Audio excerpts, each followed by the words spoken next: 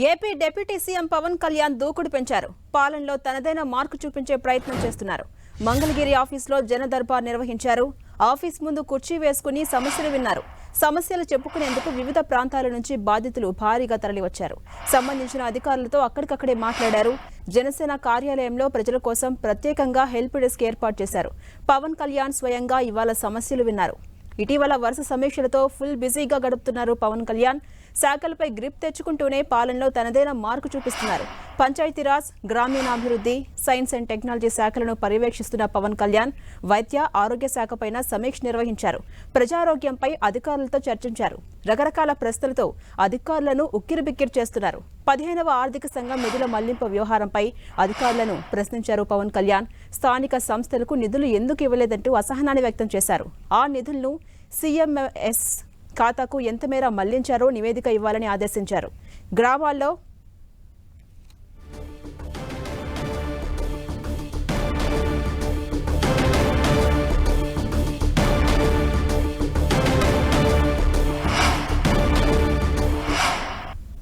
AP deputy CM Pawan Kalyan దూకుడు పెంచారు. పాలనలో తనదైన మార్కు చూపించే ప్రయత్నం చేస్తున్నారు. మంగళగిరి ఆఫీసులో జన దర్బార్ నిర్వహించారు. ఆఫీస్ ముందు కుర్చీ వేసుకుని సమస్యలు విన్నారు పవన్ కళ్యాణ్. సమస్యలు చెప్పుకునేందుకు వివిధ ప్రాంతాల నుంచి బాధితులు భారీగా తరలివచ్చారు. సంబంధిత అధికారులతో అక్కడికక్కడే మాట్లాడారు. జనసేన కార్యాలయంలో ప్రజల కోసం ప్రత్యేకంగా హెల్ప్ డెస్క్ ఏర్పాటు చేశారు. పవన్ కళ్యాణ్ స్వయంగా ఇవాళ సమస్యలు విన్నారు. ఇటీవల వరుస సమీక్షలతో పవన్ కళ్యాణ్ ఫుల్ బిజీగా గడుపుతున్నారు. శాఖలపై గ్రిప్ తెచ్చుకుంటూనే పాలనలో తనదైన మార్కు చూపించే ప్రయత్నం చేస్తున్నారు. పంచాయతీరాజ్, గ్రామీణాభివృద్ధి, సైన్స్ అండ్ టెక్నాలజీ శాఖలను పర్యవేక్షిస్తున్న పవన్ కళ్యాణ్ వైద్యారోగ్య శాఖపైన సమీక్ష నిర్వహించారు. ప్రజారోగ్యంపై అధికారులతో చర్చించారు. రకరకాల ప్రశ్నలతో అధికారులను ఉక్కిరిబిక్కిరి చేస్తున్నారు. 15వ ఆర్థిక సంఘం నిధుల మళ్లింపు వ్యవహారంపై అధికారులను నిలదీశారు పవన్ కళ్యాణ్. స్థానిక సంస్థలకు నిధులు ఎందుకు ఇవ్వట్లేదంటూ అసహనం వ్యక్తం చేశారు. ఆ నిధులను సీఎఫ్ఎంఎస్ ఖాతాకు ఎంత మేర మళ్లించారో నివేదిక ఇవ్వాలని ఆదేశించారు. ఇక గ్రామాల్లో ఉపాధి హామీ నిధులు దుర్వినియోగం చేస్తే చర్యలు తప్పవని హెచ్చరించారు deputy CM Pawan Kalyan.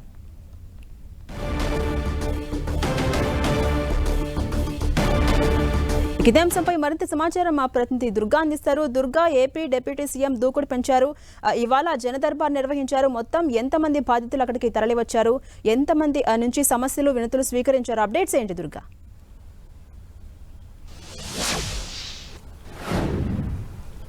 Deputy సీఎంగా బాధ్యతలు స్వీకరించినప్పటి నుంచి కూడా పవన్ కళ్యాణ్ తనదైన శైలిలో ఆ పాలనకు సంబంధించినటువంటి వ్యవహారాల్లో చాలా చురుగ్గా వ్యవహరిస్తున్నటువంటి పరిస్థితి మనకు కనిపిస్తుంది. ఎందుకంటే ఈ నెల 19వ తేదీన ఉదయం 11 గంటలకు బాధ్యతలు స్వీకరించినటువంటి పవన్ కళ్యాణ్ అప్పటి నుంచి కూడా నిర్వయంగా తనకు కేటాయించినటువంటి శాఖలకు సంబంధించి సుదీర్ఘంగా సమీక్ష సమావేశాలు నిర్వహించారు. మొత్తం 2 రోజుల పాటు, అంటే రోజుకి 10 గంటలకు పైనే తనకు కేటాయించినటువంటి శాఖలకు సంబంధించి సమీక్షా సమావేశాలు నిర్వహించారు. 19వ తేదీన బాధ్యతలు స్వీకరించిన తర్వాత 19వ తేదీ అలాగే 20వ తేదీ 2 రోజులు కూడా పూర్తిగా తనకు కేటాయించినటువంటి శాఖల గురించి కూలంకషంగా చర్చించి అధికారులతో ఉన్నటువంటి డౌట్స్ అన్ని కూడా తెలుసుకున్న తర్వాత 2 రోజుల సమీక్షా సమావేశాల తర్వాత 2 రోజుల నుంచి అసెంబ్లీ సమావేశాల్లో కూడా పవన్ కళ్యాణ్ పాల్గొంటున్నారు. ఈరోజు అసెంబ్లీలో మొదటి స్పీచ్ను కూడా ఆయన ఇవ్వడం జరిగింది. స్పీకర్ ఎన్నిక సందర్భంగా స్పీకర్కు ధన్యవాదాలు తెలియజేస్తూ మొదటి స్పీచ్ను కూడా ఇచ్చారు. మొదటి స్పీచ్లోనే అందరూ దృష్టిని కూడా ఆకర్షించినటువంటి పవన్ కళ్యాణ్ అసెంబ్లీలో కూడా పాలనకు సంబంధించినటువంటి వ్యవహారాల్లో సమీక్షలు నిర్వహిస్తున్నారు. నిన్న కీలకమైనటువంటి సమీక్ష నిర్వహించారు. ముఖ్యంగా కేంద్రం నుంచి వస్తున్నటువంటి నిధులు, 15వ ఆర్థిక సంఘం నుంచి వస్తున్నటువంటి నిధులకు సంబంధించి సీఎఫ్ఎంఎస్ ఖాతాకు తరలించడం పైన ఈ అంశాలకు సంబంధించి పూర్తిగా ఆయన అధికారులతో సమీక్ష నిర్వహించారు. అసలు ఎందుకు తరలించాల్సి వచ్చింది, ఎందుకు మళ్లించారు ఈ నిధులు అనే దానికి సంబంధించి కూడా ప్రధానంగా పవన్ కళ్యాణ్ అధికారులను నిలదీసినటువంటి పరిస్థితి.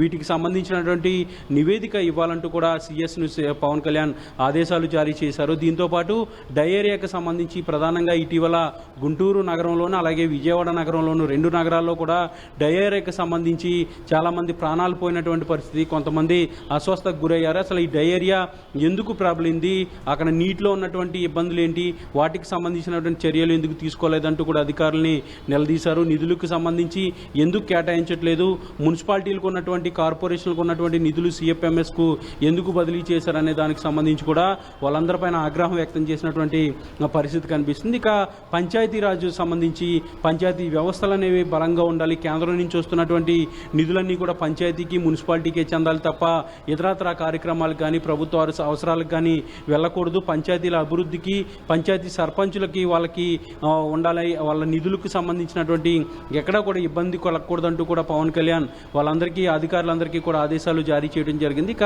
సచివాలయ వ్యవస్థ ఏదైతే గత ప్రభుత్వం తీసుకొచ్చిందో ఆ సచివాలయ వ్యవస్థకు సంబంధించి కూడా ప్రధానంగా సర్పంచులకు ఆధీనం ఉండాలనేది కూడా పవన్ కళ్యాణ్ ఒక ఆలోచన చేస్తున్నారు. దీనికి సంబంధించి కూడా విధి విధానాలు ఖరారు చేయాలంటూ కూడా అధికారులకి ఆదేశాలు ఇవ్వడం జరిగింది. ముఖ్యంగా ఉపాధి హామీ పథకానికి సంబంధించి కేంద్ర ప్రభుత్వం ఆధీనంలో నడుస్తున్నటువంటి ఉపాధి హామీ పథకానికి సంబంధించి పనికి ఆహార పథకం కల్పించే విషయంలో కూడా ఎక్కడా కూడా నిధులు గోల్మాల్ జరగకూడదు, సోషల్ ఆడిట్ అనేది ఎప్పటికప్పుడు జరగాలి, నిధులు దుర్వినియోగం కనుక జరిగితే కఠినమైనటువంటి చర్యలు తీసుకుంటానంటూ కూడా అధికారులకు ఆదేశించారు. అయితే పాలన విషయంలో చాలా పకడ్బందీగా పవన్ కళ్యాణ్ వెళ్తున్నారు. ముఖ్యంగా గ్రామీణ అభివృద్ధి శాఖ అలాగే పంచాయతీరాజ్ శాఖలతో పాటు అటవీ శాఖ, పర్యావరణ శాఖతో పాటు సైన్స్ అండ్ టెక్నాలజీ వీటన్నిటినీ కూడా పవన్ కళ్యాణ్ డీల్ చేస్తున్నారు కాబట్టి ఈ శాఖల్లో పూర్తి వివరాలన్నీ కూడా తెలుసుకుంటున్నారు. శాఖలకు సంబంధించినటువంటి పరిస్థితులు ఏంటి, గత ప్రభుత్వంలో తీసుకున్నటువంటి నిర్ణయాలు ఏంటి, ఇప్పుడు తీసుకోవాల్సినటువంటి కొత్త నిర్ణయాలు ఏంటి, శాఖల సంస్కరణకు ఎలాంటి అలుగులు వేయాలనే దానికి సంబంధించి కూడా అధికారుల నుంచి పూర్తిగా శాఖల ద్వారా అధ్యయనం చేస్తున్నటువంటి పవన్ కళ్యాణ్ మరొక పక్క ప్రజల సమస్యలకు సంబంధించి కూడా అదే విషయంలో అదే రీతిగా ఆయన రెస్పాండ్ అవుతున్న పరిస్థితి కూడా కనిపిస్తుంది. కొద్దిసేపటి క్రితం అంటే ఈరోజు అసెంబ్లీ సమావేశాలు ముగిసిన తర్వాత మంగళగిరి పార్టీ కార్యాలయానికి పవన్ కళ్యాణ్ వెళ్ళారు. పార్టీ కార్యాలయంలో జనవాణి కార్యక్రమం కూడా పవన్ కళ్యాణ్ నిర్వహించారు. అయితే అక్కడికి ఎవరైతే సమస్యలు చెప్పుకోవడానికి సుదూర ప్రాంతాల నుంచి వచ్చారో వాళ్ళందరికీ సంబంధించి వాళ్ళతో మాట్లాడి వాళ్ళ సమస్యలన్నీ కూడా తెలుసుకుని వాళ్ళ పరిష్కారం దిశగా అడుగులు వేశారు. అక్కడే నేరుగా అక్కడి నుంచి అధికారులకు ఫోన్ చేసి వాళ్ళ సమస్యలకు సంబంధించి పూర్తిగా పరిష్కరించే దిశగా అడుగులు వేయాలంటూ కూడా అధికారులకి ఆదేశించిన పరిస్థితి. కొంతమంది అయితే మహిళలు వచ్చారు, కొంతమంది మహిళలు మిస్ అయ్యారనే కంప్లైంట్ కూడా పవన్ కళ్యాణ్కి ఇవ్వడం జరిగింది. ఆ మహిళా మిస్సింగ్ కేసు నమోదు చేస్తున్నారు తప్ప మిస్ అయినటువంటి మహిళకు సంబంధించినటువంటి డీటెయిల్స్ కానీ ఆ మహిళను పట్టుకునే ప్రయత్నం కానీ పోలీసులు చేయట్లేదంటూ కూడా పవన్ కళ్యాణ్కి ఈరోజు ఒక బాధితురాలు ఫిర్యాదు కూడా చేసింది. దీంతోపాటు తాగునీటి అవసరాలకు సంబంధించి ఒక బాధితురాలు ఫిర్యాదు కూడా చేయడం జరిగింది. ఇలా అనేక ఫిర్యాదులను కూడా పవన్ కళ్యాణ్ స్వీకరిస్తున్నారు. తన మార్క్ అనేది ఖచ్చితంగా కనబడుతుంది. ఎందుకంటే గత 10 ఏళ్ల నుంచి తాను ఏం చెప్తున్నారో అదే విషయాలను ఇప్పుడు పాలన అధికారం చేతిలోకి వచ్చిన తర్వాత వాటన్నిటినీ కూడా పవన్ కళ్యాణ్ ఫాలో అవుతున్నట్టుగా మనకి అర్థమవుతుంది. సుదీర్ఘంగా శాఖలపైన సమీక్షలు చేయడంతో పాటు ప్రజల సమస్యలు పరిష్కరించే విషయంలో అందుబాటులో ఉండే విషయంలో కూడా పవన్ కళ్యాణ్ తన మార్క్ని అయితే కనబరుస్తున్నారని చెప్పొచ్చు. జాన్సన్, అలాగే దుర్గా, జనసేన కార్యాలయంలో ప్రత్యేక హెల్ప్ డెస్క్ ని కూడా ఏర్పాటు చేస్తారు కదా, ఈ హెల్ప్ డెస్క్ ఏ సమయాల్లో ప్రజలకు ఎలా అందుబాటులో ఉంటుంది, దీని ముఖ్య ఉద్దేశం ఏంటి? అంటే జనవాణి అంటే గతంలో ప్రతిపక్షంలో ఉన్నప్పుడు జనవాణి కార్యక్రమంతో ప్రజల సమస్యలు తెలుసుకోవాలి, వాటన్నింటినీ కూడా ప్రభుత్వం దృష్టికి తీసుకెళ్తానంటూ కూడా పవన్ కళ్యాణ్ రాష్ట్ర వ్యాప్తంగా ఉన్నటువంటి అన్ని జిల్లాల్లోనూ కూడా జనవాణి కార్యక్రమాన్ని నిర్వహించారు. దాంతోపాటు కౌలు రైతుల సమస్యలు కానీ లేదంటే పంచాయతీ వ్యవస్థకు సంబంధించి పంచాయతీ సర్పంచుల సమస్యలు కానీ వీటన్నిటినీ కూడా ఆయన డీల్ చేసినటువంటి పరిస్థితి. అప్పట్లో ప్రభుత్వానికి ఆయన ప్రశ్నలు కూడా సంధించినటువంటి పరిస్థితి. అయితే ఇప్పుడు అలాంటివి పునరావృతం కాకుండా వాటన్నిటికి సంబంధించి కూడా అధ్యయనం చేసి వాటన్నిటిని పరిష్కరించాలనే ఒక ఆలోచన పవన్ కళ్యాణ్ చేస్తున్నట్టుగా మనకి అర్థమవుతుంది. ఇందులో భాగంగానే తన కార్యాలయం వద్ద ఒక డెస్క్ను కూడా ఏర్పాటు చేశారు. జనవాణి అంటూ కూడా ఒక డెస్క్ని ఏర్పాటు చేశారు. ప్రతి ఒక్కరూ కూడా వాళ్ళకి ఉన్నటువంటి సమస్యలను తెలుసుకునేందుకు అక్కడికి వచ్చి ఆ సమస్యలు కనుక చెప్పినట్లయితే వాటి పరిష్కారానికి ఆ కార్యాలయం పనిచేస్తుంది. దాంతోపాటు నేరుగా పవన్ కళ్యాణే అవసరమైన చోట్ల అధికారులతో నేరుగా ఫోన్లో మాట్లాడి లేదంటే తన అధికారులను పంపించి ఆ సమస్యను పరిష్కరించే దిశగా అడుగులు వేయాలనే ఒక నిర్ణయానికి వచ్చినట్టుగా మనకి సమాచారం ఉంది. ఇందులో భాగంగానే పార్టీ కార్యాలయం ముందు ఒక జనవాణి అనే ఒక డెస్క్ను కూడా ఏర్పాటు చేయడం జరిగింది. వచ్చినటువంటి ప్రజలను నేరుగా పవన్ కళ్యాణ్ వీలైనంత వరకు కలిసేందుకు ఇక్కడ నుంచి ఏర్పాట్లు చేస్తున్నారు. ఒకవేళ అందుబాటులో లేకపోతే తన కార్యాలయానికి సంబంధించినటువంటి సిబ్బంది కానీ అధికారులు కానీ అక్కడ వచ్చినటువంటి ప్రజల్ని కలిసి వాళ్ళ వినతులన్నీ కూడా తీసుకుని వాటికి పరిష్కరించే దిశగా ఒక ప్రాసెస్ని చేసేందుకు పవన్ కళ్యాణ్ నిర్ణయం తీసుకున్నట్టు తెలిసింది. ఇందులో భాగంగానే గతంలో కూడా ఇదే కార్యక్రమాన్ని ఆయన కొనసాగించారు. ఇప్పుడు అధికారం చేతిలో ఉంది కాబట్టి ఖచ్చితంగా ఆ సమస్యలను ప్రభుత్వం దృష్టికి గతంలో తీసుకెళ్లేవారు మాత్రం ఇప్పుడు వాటిని పరిష్కరించే అవకాశం కూడా పవన్ కళ్యాణ్కి వచ్చింది కాబట్టి వాటి పరిష్కారం దిశగా అడుగులు వేస్తున్నారు. ఈ రోజు కూడా దాదాపు చాలా మంది వరకు పవన్ కళ్యాణ్ కలిశారు, వాళ్ళ సమస్యలన్నీ కూడా చెప్పుకున్నారు. అవన్నిటి కూడా పూర్తిగా వివరాలన్నీ కూడా తెలుసుకున్న తర్వాత అధికారులతో పవన్ కళ్యాణ్ నేరుగా మాట్లాడడం జరిగింది. కొంతమంది సివిల్ ఇష్యూస్కి సంబంధించి మిస్సింగ్ కేసుకి సంబంధించి కూడా ఫిర్యాదులు ఈ రోజు వచ్చాయి. వాటన్నింటినీ కూడా పోలీసు ఉన్నతాధికారులతో పవన్ కళ్యాణ్ నేరుగా మాట్లాడారు. ఎక్కడైతే క్షేత్రస్థాయిలో సమస్యలు ఉంటాయో క్షేత్రస్థాయిలో అధికారులతో కూడా నేరుగా మాట్లాడినటువంటి పరిస్థితి. ఇలా తన దగ్గరకు వచ్చినటువంటి ప్రజలకు ఏ సమస్య వచ్చిందా, ఏ కష్టం వచ్చింది, ఏ సమస్యతో వాళ్ళు వచ్చారనేది పూర్తిగా తెలుసుకుని దాని పరిష్కారానికి పవన్ కళ్యాణ్ కృషి చేస్తున్నారు. ఇదే విధంగా రానున్న రోజుల్లో కూడా కొనసాగుతున్నట్టు కూడా జనసేన పార్టీ నేతలు చెప్తున్నారు. సంధ్య, అలాగే దుర్గా ఇప్పటికే ఆయా శాఖలపై సమీక్షలు నిర్వహించిన అనంతరం అనేక రకాల ప్రశ్నలతో ఇప్పటివరకు ఉన్న అధికారులను ఉక్కిరిబిక్కిరి చేస్తున్నారు కదా. సో ప్రీవియస్గా ఏమైనా అక్రమాలు జరిగాయని గుర్తించి వారిపై చర్యలు తీసుకునే అవకాశాలు ఎంతవరకు ఉన్నాయి?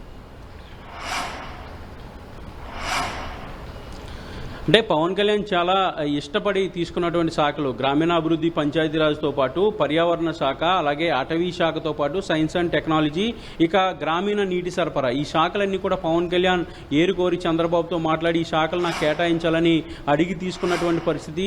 ఈ శాఖల్లో సంస్కరణలు తీసుకురావాలనే ఒక ఆలోచన పవన్ కళ్యాణ్ చేస్తున్నారు. ఇందులో భాగంగానే మొదట పూర్తిగా శాఖల వారీగా పూర్తిగా అధ్యయనం చేశారు. శాఖల పరిస్థితి ఏంటి, అక్కడ ఉన్నటువంటి వాస్తవాలు ఏంటి, నిధులు ఎంతవరకు ఖర్చు అయ్యాయి, నిధులు ఎంతవరకు లభ్యత ఉంది, ఉన్నటువంటి సమస్యలు ఏంటి, తీసుకోవాల్సినటువంటి కీలక నిర్ణయాలు ఏంటి, వీటన్నింటికి సంబంధించి కూడా ఒక ఐడియాకి ఆల్రెడీ పవన్ కళ్యాణ్ వచ్చారు. గడిచినటువంటి 4 రోజుల నుంచి కూడా అసెంబ్లీ జరుగుతున్నప్పుడు అసెంబ్లీ తర్వాత కూడా అధికారులతో సమీక్షలు నిర్వహించారు. సిఎస్తో పాటు ఇతర మంత్రులు, ముఖ్యంగా పురపాలక శాఖ మంత్రి నారాయణతో పాటు వైద్య ఆరోగ్య శాఖ మంత్రి సత్యకుమార్, పవన్ కళ్యాణ్, సిఎస్ ముగ్గురు కూడా కీలకమైనటువంటి సమీక్ష కూడా నిన్న నిర్వహించారు.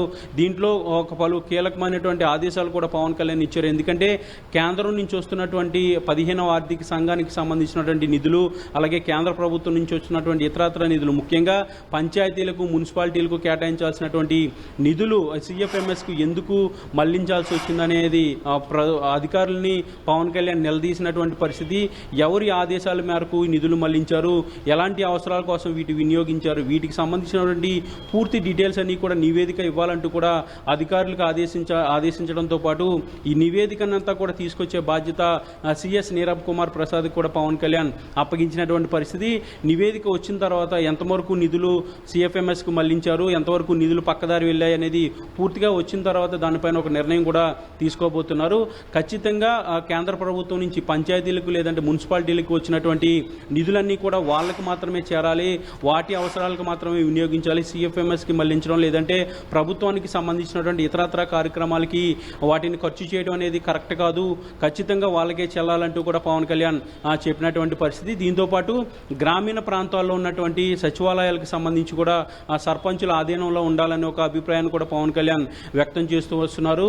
వీటితో పాటు ఉపాధి హామీ పథకంలో ఎలాంటి అవకతవకలు జరగకుండా ప్రతి ఒక్కరికి కూడా న్యాయం జరగాలి, సోషల్ ఆడిటింగ్ అనేది ఎప్పటికప్పుడు జరుగుతూ ఉండాలి, అలాగే పర్యావరణ పరిరక్షణకు సంబంధించినటువంటి తీసుకోవాల్సినటువంటి జాగ్రత్తలన్నీ తీసుకోవాలి. ఇలా అన్ని శాఖలకు సంబంధించినటువంటి ఆదేశాలు ఇప్పటికే అధికారులకు ఇచ్చారు. కాబట్టి రానున్న రోజుల్లో వీటికి సంబంధించి మరింత లోతుగా అధ్యయనం చేసి తగు చర్యలు తీసుకోవడంతో పాటు కొత్త సంస్కరణలు కూడా తన శాఖలో తీసుకొస్తానంటూ కూడా పవన్ కళ్యాణ్ అభిప్రాయం వ్యక్తం చేస్తున్నట్టుగా మనకి సమాచారం అందుతుంది. Right, thank you Durga.